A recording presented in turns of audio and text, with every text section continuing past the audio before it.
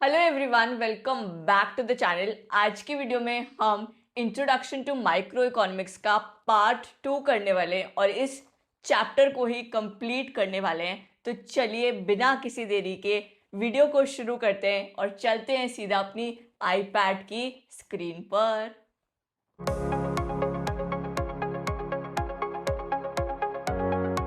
सबसे पहले हम पढ़ने वाले हैं central problems of the economy. Economy में प्रॉब्लम आती क्यों है? हमने पिछले वीडियो में पढ़ा था कि इकोनॉमी में प्रॉब्लम इसलिए आती है क्योंकि स्कार्सिटी है, क्योंकि वांट्स तो इंसान की बहुत ज़्यादा है, अनलिमिटेड है, बट रिसोर्सेस लिमिटेड है उनको फुलफिल करने के लिए, इसीलिए प्रॉब्लम आती है। अब कौन कौन सी प्रॉब्लम्स आती हैं? 3 मेन प्रॉब्लम आती है। कितनी? 3। सबसे पहली, व्हाट टू प्रोड्यूस, क्या प्रोड्यूस करना चाहिए रिसोर्सेज से। दूसरी आती है हाउ टू प्रोड्यूस, कैसे प्रोड्यूस करना चाहिए। और तीसरी कौन सी प्रॉब्लम आती है? फॉर होम टू प्रोड्यूस, किसके लिए प्रोड्यूस करना चाहिए। एक एक को बहुत ही डिटेल में हम समझते हैं। सबसे पहले तो central problems of an economy arise because resources are limited. Resources क्या है? लिमिटेड है, but human wants are unlimited. Every economy faces a basic issue. Resources are scarce, limited. Wants are unlimited. So the economy must decide. क्या decide करना पड़ेगा उसको? सबसे पहले what to produce, क्या प्रोड्यूस करना है। how to produce, कैसे प्रोड्यूस करना है। for whom to produce, किसके लिए प्रोड्यूस करना है। सबसे पहली प्रॉब्लम व्हाट टू प्रोड्यूस। इसमें क्या आता है कि क्या प्रोड्यूस करना चाहिए, कौन से गुड्स को प्रोड्यूस करना चाहिए। और इसमें एक और प्रॉब्लम आती है कि अगर हमने डिसाइड तो कर लिया कि याले गुड्स को प्रोड्यूस करना है, फिर ये प्रॉब्लम आती है कितनी क्वांटिटी में प्रोड्यूस करना है। What to produce, this problem involve selection of goods. सबसे पहले तो गुड्स को सिलेक्ट करना कि ये वाले गुड्स को हमने प्रोड्यूस करना है, and the quantity to be produce, कितनी क्वांटिटी में प्रोड्यूस करना है ऑफ ईच सिलेक्टेड कमोडिटी। जब हमने सिलेक्ट कर लिया तो फिर कितनी क्वांटिटी उसकी बनानी है, ये भी हम व्हाट टू प्रोड्यूस में सीखेंगे। Every economy has limited resources and thus can not produce all goods. सारे गुड्स को नहीं प्रोड्यूस कर सकती है, तो उसको चॉइस करनी पड़ेगी कौन से गुड्स को प्रोड्यूस करना है एंड कौन से गुड्स को प्रोड्यूस नहीं करना है। मोर of one goods and services usually means less of others. क्योंकि रिसोर्सेज लिमिटेड है, तो अगर हम एक गुड्स की क्वांटिटी को बढ़ाएंगे तो दूसरे की कम करनी पड़ेगी due to lack of resources. Production of war goods, अगर किसी इकोनॉमी में डिफेंस के गुड्स, वॉर के गुड्स ज्यादा बन रहे हैं तो क्या सिविल के गुड्स कम हो जाएंगे? सिविल मतलब जो आम आदमी के गुड्स होते हैं, जैसे फर्नीचर हो गया, जैसे क्लोथिंग हो गया, जैसे खाने के गुड्स हो गए, क्या वो कम हो जाएंगे? हाँ, क्योंकि रिसोर्सेस कम है। अगर हम एक की मात्रा को बढ़ा रहे हैं, एक की क्वांटिटी को बढ़ा रहे हैं, तो दूसरे की कम करनी पड़ेगी। So on the basis of the importance, कैसे हम डिफाइन करेंगे कौन सा गुड्स बनाना है?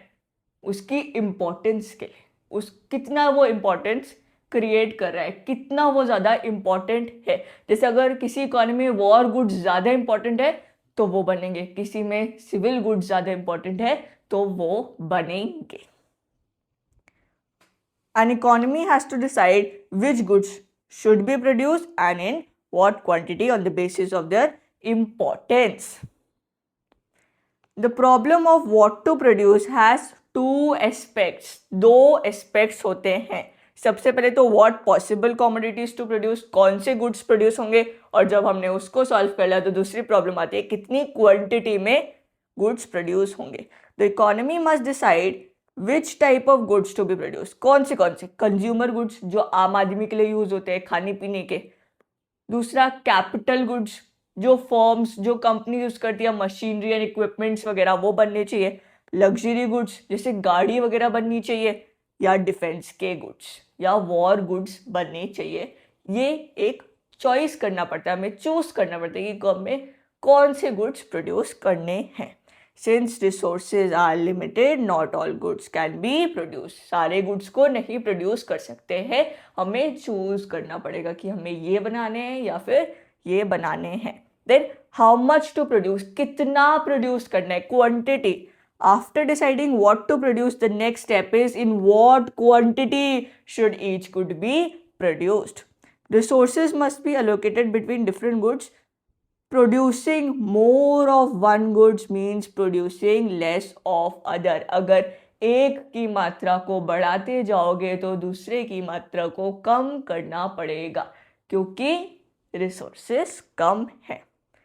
अब नेक्स्ट क्वेश्चन आता है हाउ टू प्रोड्यूस, कैसे प्रोड्यूस करेंगे, क्या हम ह्यूमन से काम कराएंगे या फिर हम मशीन से काम कराएंगे। तो दो टेक्निक निकल के आती है, कितनी, दो। सबसे पहली तो आता है लेबर इंटेंसिव, जिसमें हम लेबर्स से काम कराते हैं, जिसमें हम ह्यूमन रिसोर्सेज का यूज करते हैं। और दूसरी कौन सी आती है, कैपिटल इंटेंसिव, जिसमें हम मशीन्स का यूज ज्यादा करते हैं। तो इकोनॉमी को अब ये डिसाइड करना पड़ेगा कि उसको कौन सी टेक्निक यूज करनी है, या तो उसे लेबर इंटेंसिव यूज करनी है या फिर उसे कैपिटल इंटेंसिव यूज करनी है। The problem of how to produce refers to deciding the method or technique to be used for production. There are mainly two methods. दो methods होते हैं, कौन कौन से। सबसे पहला तो लेबर इंटेंसिव टेक्निक, जिसमें ज़्यादा लेबर होता है, more labor and less machines. more labor and less machine, जैसे हैंडलूम में वीविंग करते समय हम ज़्यादा ह्यूमन रिसोर्सेज का यूज़ करते हैं और कम मशीन्स का यूज़ करते हैं। और छोटी छोटी इंडस्ट्रीज जो होती है, जो ज़्यादा महंगी मशीन नहीं अफोर्ड करती, वो क्या करती है, ह्यूमन रिसोर्सेज का यूज़ ज़्यादा करती है और कैपिटल जैसे मशीन वगैरह का यूज़ नहीं करती है। दूसरी टेक्निक क्या आती है, capital intensive technique. That means more machines, ज़्यादा मशीन्स एंड लेस लेबर, कम लेबर। अब ये ऑटोमेटेड फैक्ट्रीज जो खुद ही प्रोडक्शन कर लेते हैं, जहाँ पर एक जैसे गुड्स बनाते हैं, जैसे टी शर्ट वगैरह बनानी होती है जो एक जैसी होती हैं, वहाँ पर मशीन्स का यूज़ होता है। एंड लार्ज इंडस्ट्रीज, जो बड़ी बड़ी कंपनी होती हैं, क्या वो हज़ारों की क्वांटिटी प्रोड्यूस करती है दिन भर में, तो अगर वो लेबर को यूज़ करेगी तो क्या उनकी एफिशिएंसी कम हो जाएगी, क्या वो कम गुड्स प्रोड्यूस कर पाएंगी। हाँ, तो वो किसका यूज़ करती है, मशीन्स का यूज करती है। वो कौन सी टेक्निक का यूज करती है, कैपिटल इंटेंसिव टेक्निक का यूज करती है। लास्ट प्रॉब्लम आती है हमारी, फॉर होम टू प्रोड्यूस, किसके लिए प्रोड्यूस करना है, रिच के लिए प्रोड्यूस करना है या फिर पुअर के लिए प्रोड्यूस करना है। किसको ज्यादा गुड्स मिलेंगे, रिच के को मिलेंगे या फिर पुअर को मिलेंगे। ये कैसे डिसाइड होता है, दो चीजों के बेसिस पर डिसाइड होता है। सबसे पहला उनकी इनकम, कितना वो पैसा कमा रहे हैं। दूसरा उनकी परचेजिंग पावर, कि वो कितना पैसा फूकना अफोर्ड कर सकते हैं, उनकी क्या परचेजिंग पावर है। क्यों इन दोनों चीजों पर डिपेंड होता है, देखो जिसकी ज्यादा इनकम होगी, क्या वो ज्यादा मांग करेगा तो उसके लिए क्या ज्यादा गुड्स बनाने पड़ेंगे। वैसे ही अगर जिसकी कम इनकम होगी तो वो कम अफोर्ड कर पाएगा, तो उसके लिए हम कम गुड्स बनाएंगे। This problem relates to the distribution of produced goods and services among individuals within the company. That is selection of the category of people. Category select करनी पड़ेगी कि इसके लिए बनाना है या फिर इसके लिए बनाना है। Who will ultimately consume the goods, कौन कंज्यूम करेगा, किसके लिए बनाना है। That is whether to produce the goods for more poor and less rich, या तो ज्यादा अमीर लोगों के लिए कम गरीब लोगों के लिए बनाना है, या फिर ज्यादा गरीब लोगों के लिए एंड कम अमीर लोगों के लिए बनाना है। Goods are distributed based on two factors, that is your income and purchasing power. Income and purchasing power. Goods are produced for those people who have the paying capacity, जो pay कर सकते हैं उन्हीं के लिए गुड्स बनाए जाते हैं। The capacity of the people to pay for the goods depends upon their level of income. अगर उनकी इनकम ज़्यादा होगी तो उनकी कैपेसिटी भी बढ़ जाएगी पे करने के लिए। नेक्स्ट कॉन्सेप्ट हमारा आता है अपॉर्चुनिटी कॉस्ट। बहुत ही इंपॉर्टेंट कॉन्सेप्ट है। अपॉर्चुनिटी कॉस्ट का मतलब क्या होता है, opportunity cost is the cost of the next best alternative foregone. नहीं समझ में आया कुछ भी? एक तो एग्जाम्पल से समझाओ ना। देखो, सपोज आपके पास 100 रुपए, कितने रुपए? 100 रुपए। अब आपके पास दो ऑप्शंस हैं, या तो आप 100 रुपए खर्च करके एक नोटबुक लेके पढ़ाई कर लो, जो आप बिल्कुल नहीं करोगे। दूसरा ऑप्शन क्या है कि आप मूवी चले जाओ। तो आपने कौन सा ऑप्शन चूज करा? एज यूजुअल आपने मूवी जाने का ऑप्शन चूज करा कि मैं 100 रुपए खर्च करके मूवी जाऊंगा। कितने ऑप्शंस थे? दो। पहला नोटबुक खरीदना, दूसरा मूवी जाना। आपने क्या सिलेक्ट करा? मूवी जाना। तो क्या आपने ये पहले ऑप्शन को गिव अप कर दिया? क्या ये पहले ऑप्शन को आपने सैक्रिफाइस कर दिया? इसी की वैल्यू को हम अपॉर्चुनिटी कॉस्ट बोलते हैं। Opportunity cost is the cost of the next best alternative. Next best alternative था ना, या तो आप मूवी जा सकते थे या तो आप नोटबुक खरीद सकते थे। तो ये क्या था? दूसरा ऑल्टरनेटिव था नोटबुक खरीदना। दैट इज सैक्रिफाइस्ड, बट आपने उसको सैक्रिफाइस कर दिया। किसके लिए? मूवी जाने के लिए। When a choice is made, देखो कम रिसोर्सेज होते हैं। जैसे यहाँ पर आपके पास 100 रुपए थे, 200 रुपए नहीं थे कि आप दोनों चीजें कर सकते हो, 100 ही रुपए थे, रिसोर्स कम था, तो आपको क्या करना पड़ा? चॉइस करनी पड़ी, आपको चूज करना पड़ा। वैसे ही इकोनॉमी को भी चूज करना पड़ता है कि ये करे या ये। और अगर उसने एक चीज को सिलेक्ट कर लिया तो दूसरे को उसको सैक्रिफाइस करना पड़ता है। तो जिसको उसने सैक्रिफाइस करा ना, वही आपकी अपॉर्चुनिटी कॉस्ट होती है। ये लाइन बहुत इंपॉर्टेंट है। अपॉर्चुनिटी कॉस्ट का जब भी क्वेश्चन आएगा ये लाइन जरूर लिख के आनी है। Opportunity cost is the cost of the next best alternative foregone, जिसको आपने सैक्रिफाइस कर दिया मूवी जाने के लिए। whenever you choose one option, whenever you make a choice, you have to give up another option. अगर आपको एक ऑप्शन सिलेक्ट करना है ना, तो दूसरे को आपको गिव अप करना पड़ेगा। तो जो आपने गिव अप करा उसी की वैल्यू को हम अपॉर्चुनिटी कॉस्ट बोलते हैं। The value of what you give up, जिसको आपने गिव अप कर दिया उसी को हम अपॉर्चुनिटी कॉस्ट बोलते हैं। Because resources like money, time, labour are limited. सारे रिसोर्सेज कम होते हैं। We can not do everything at once. हर चीज हम एक ही बारी में नहीं कर सकते कि पढ़ाई भी कर ले, मूवी भी चले जाए। आपको क्या करनी पड़ेगी? चॉइस करनी पड़ेगी, चूज करना पड़ेगा कि ये करे या वो। So whenever we choose one thing we must sacrifice the another thing.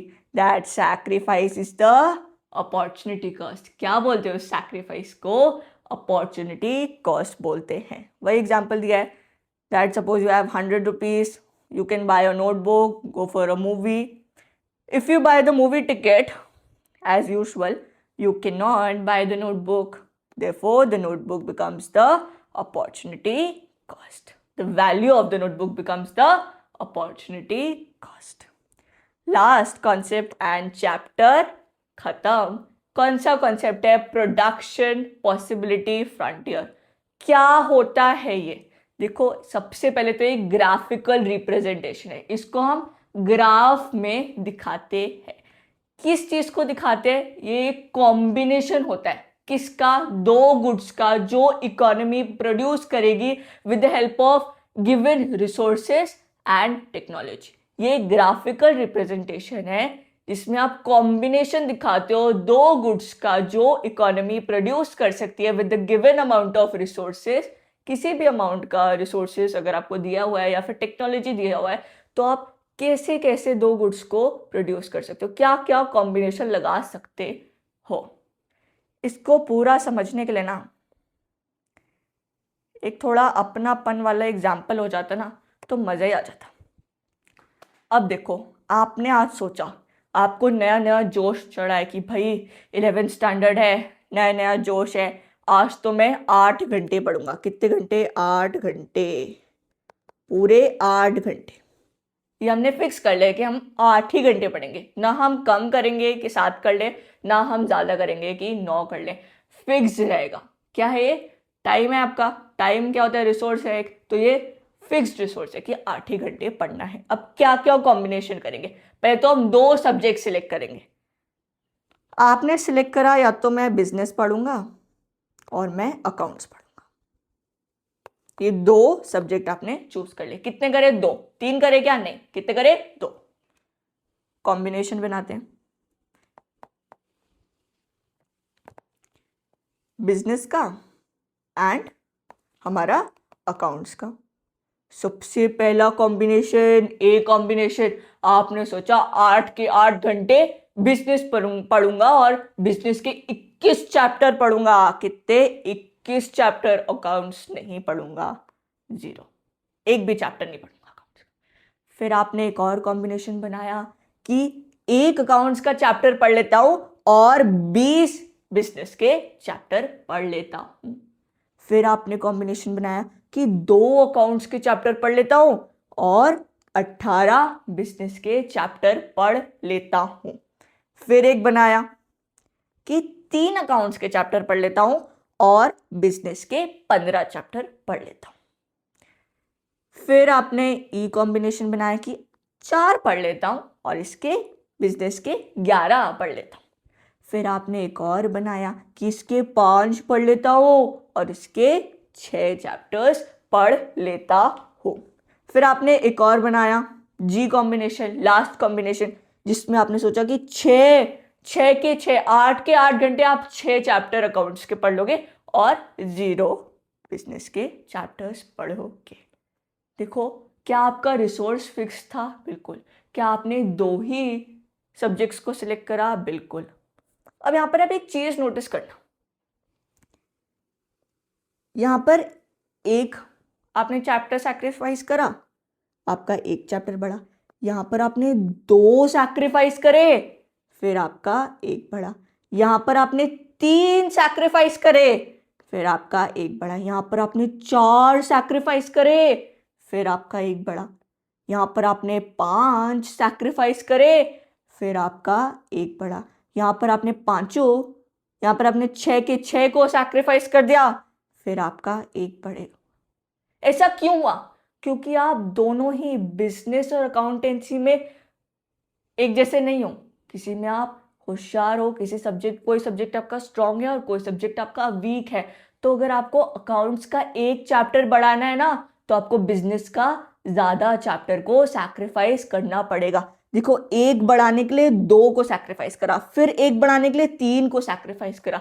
ये क्या दिखा रहा है? कि आप दोनों में ही एफिशिएंट नहीं हो, दोनों ही आपके स्ट्रांग सब्जेक्ट नहीं है। एक में आप वीक हो और एक में आप स्ट्रांग हो। बिजनेस में आप स्ट्रांग हो बट अकाउंटेंसी में आप वीक हो। तो अकाउंटेंसी का एक बढ़ाने के लिए आपको बिजनेस का ज्यादा चैप्टर सैक्रिफाइस करने पड़ेंगे। क्या करना पड़ेगा? ज्यादा सैक्रिफाइस करना पड़ेगा। अब आप मुझे बताओ, ये जो सैक्रिफाइस हुआ है, क्या इसी को हम अपॉर्चुनिटी कॉस्ट बोलते हैं? अभी पढ़ा था ना, जो कॉस्ट, जो हमने गिव अप कर दिया, जो हमने सैक्रिफाइस कर दिया, जो हमने नोटबुक को गिव अप कर दिया था, वैसे ही हमने यहां पर एक चैप्टर को गिव अप कर दिया to gain 1 more chapter, to read, to learn 1 more chapter of accounts. एक अकाउंट्स के चैप्टर के लिए हमने एक बिजनेस के चैप्टर को सैक्रिफाइस कर दिया ना, तो यही क्या अपॉर्चुनिटी कॉस्ट है? हाँ, यहाँ पर अपॉर्चुनिटी कॉस्ट क्या आई? 1। यहाँ पर तो कुछ भी नहीं, यहाँ पर क्योंकि 0, यहाँ पर हमने कुछ भी सैक्रिफाइस नहीं करा तो 0 हो गए। यहाँ पर हमने 1 सैक्रिफाइस करा, फिर हमने 2 करे, क्या अब 2 हो गई हमारी अपॉर्चुनिटी कॉस्ट? यहाँ पर हमने 3 सैक्रिफाइस कर दिए, यहाँ पर हमने 4 सैक्रिफाइस करे। एक चैप्टर को पढ़ने के लिए अकाउंटेंसी के हमने 4 बिजनेस के चैप्टर्स को सैक्रिफाइस करा, तो यहाँ पर 4 आ गया। यहाँ पर हमने 5 सैक्रिफाइस करे एंड यहाँ पर हमने 6 अकाउंट्स के चैप्टर को पढ़ने के लिए 6 बिजनेस के चैप्टर्स को सैक्रिफाइस कर दिया। तो ये क्या है? हमारी मार्जिनल अपॉर्चुनिटी कॉस्ट, कि कितना आपको चेंज लाना पड़ा दूसरे की एडिशनल यूनिट को गेन करने के लिए, कितना आपको सैक्रिफाइस करना पड़ा एक एडिशनल यूनिट को बढ़ाने के लिए। अब इसको हम एक इकोनॉमी के एग्जांपल से समझते हैं।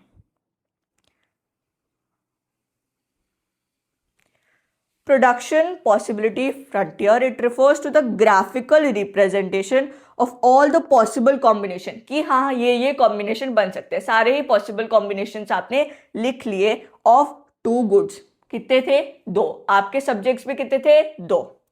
That an economy can produce using its limited resources. Limited resources थे, आपके पास भी क्या लिमिटेड टाइम था, इनके पास भी लिमिटेड रिसोर्सेज होते हैं, एंड आपके पास भी लिमिटेड टेक्नोलॉजी थी, आपका दिमाग लिमिटेड था, यहाँ पर भी लिमिटेड टेक्नोलॉजी होती है, कोई भी एडवांसमेंट नहीं आता है with the given technology. Assumptions क्या क्या लेंगे? सबसे पहले तो फिक्स्ड रिसोर्सेज, रिसोर्सेज फिक्स्ड रहेंगे, रिसोर्सेज फिक्स्ड रहेंगे। जैसे आपका टाइम 8 घंटे फिक्स था, यहाँ पर भी रिसोर्सेज फिक्स्ड रहेंगे, जैसे लैंड, लेबर, कैपिटल फिक्स्ड रहेगा, चेंज नहीं होगा।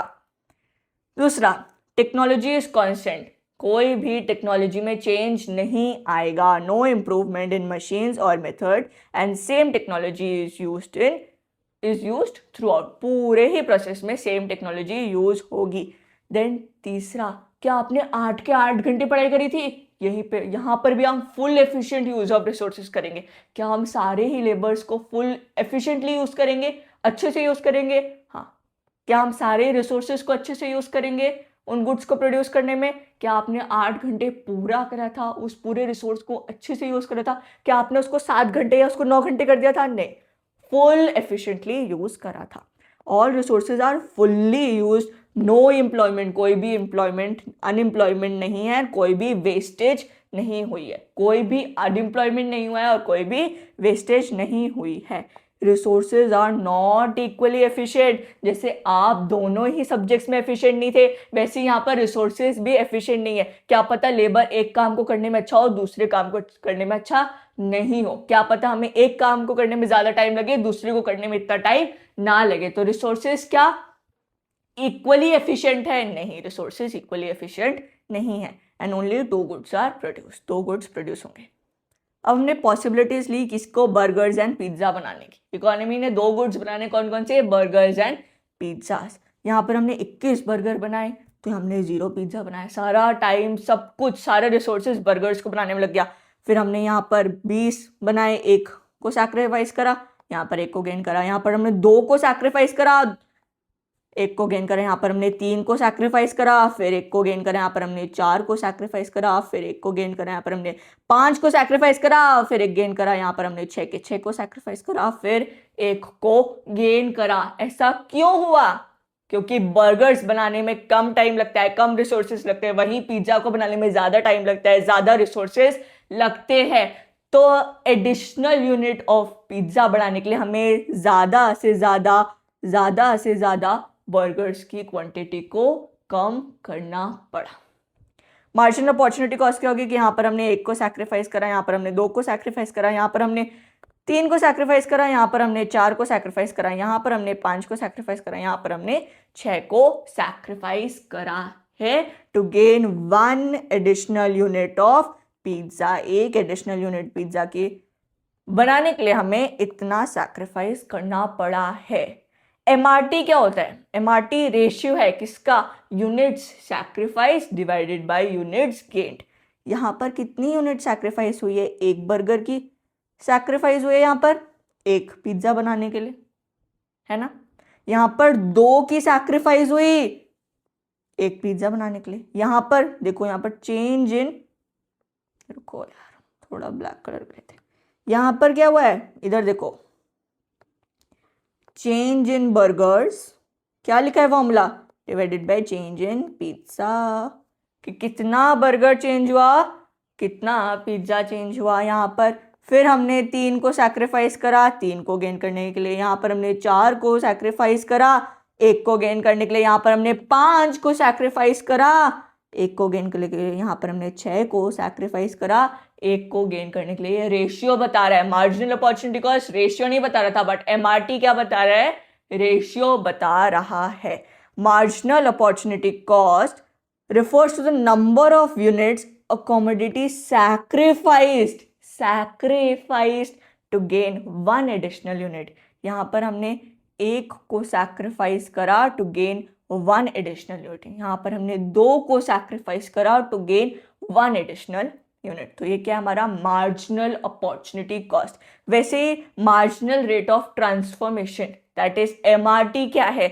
रेशियो है। सबसे पहले क्या है? रेशियो है of the number of units of a commodity sacrifice, कितना सैक्रिफाइस करा to gain an additional unit of another community, एक एडिशनल यूनिट को पाने के लिए कितनी यूनिट्स को हमने सैक्रिफाइस करा, ये हमारा एमआरटी है। इसके रेशियो को हम एमआरटी बोलते हैं। एमआरटी का मतलब marginal rate of transformation. Graph कैसा बनेगा, देखो यहाँ पर हमने एक पिज्ज़ा बनाया तो कितने बर्गर्स बनाए, यहाँ पर हमने 2 पिज्ज़ा बनाए तो कितना बर्गर्स बनाए, यहाँ पर हमने 3 पिज्ज़ा बनाए तो कितने बर्गर्स बनाए, ये देखेंगे। फिर यहाँ पर हमने 4 पिज्ज़ा बनाए तो कितने बर्गर्स बनाए, यहाँ पर दिखेगा कितने बर्गर्स बनाए। फिर हमने 5 पिज्ज़ा बनाए तो कितने बर्गर्स बनाए। ये पूरा ग्राफ भी बनाएंगे जब पीपीएफ का क्वेश्चन आएगा। कैरेक्टरिस्टिक्स एंड चैप्टर खत्म। 2 कैरेक्टरिस्टिक्स, सबसे पहले तो डाउनवर्ड स्लोपिंग। क्या ऐसा है आपका ग्राफ, क्या नीचे को गिर रहा है? क्यों नीचे को गिर रहा है? क्यों नीचे को गिर रहा है? सोचो। इसलिए नीचे को गिर रहा है क्योंकि इनवर्स रिलेशनशिप है। किस चीज का इनवर्स रिलेशनशिप है? कि आपको अगर एक गुड की क्वांटिटी को बढ़ाना है ना, तो दूसरे की आपको कम करनी पड़ेगी। अगर आपको पिज्जा की क्वांटिटी को बढ़ाना है ना, तो आपको बर्गर की क्वांटिटी को कम करना पड़ेगा। तो एक की बढ़ाने के लिए दूसरे को कम करना पड़ रहा है, तो ये इनवर्स रिलेशनशिप है। इसीलिए वो कर्व डाउनवर्ड स्लोपिंग है। क्या है? Downward sloping. PPF shows all the maximum possible combination of two goods which can be produced with the available resources and technology. ठीक है, ये कॉम्बिनेशन बताता है जो प्रोड्यूस कर सकते हैं with the available technology and resources. बिल्कुल सही। In such a case more of one good, अगर आपको एक गुड की क्वांटिटी को बढ़ाना है only by more of one good can be produced only by taking resources away. आपको वहाँ से अगर आपको एक की एडिशनल यूनिट को बढ़ानी पड़ेगी ना, तो आपको दूसरे के रिसोर्सेज को लेके उसको बढ़ाना पड़ेगा, तभी वो बढ़ेगा। क्योंकि रिसोर्सेज क्या हैं? कम हैं। जैसे आप 4-4 घंटा दे रहे थे पर सब्जेक्ट को, पर अगर आप अकाउंट्स के सब्जेक्ट को बढ़ाओगे ना, तो यहाँ पर आपको बिजनेस के सब्जेक्ट में जितना टाइम दे रहे थे, कितना घंटा दे रहे थे, उसको कम करना पड़ेगा। समझ में आ रही है? क्योंकि फिक्स्ड थे आपके पास 8 घंटे, आप 9 घंटे नहीं कर सकते थे उसे।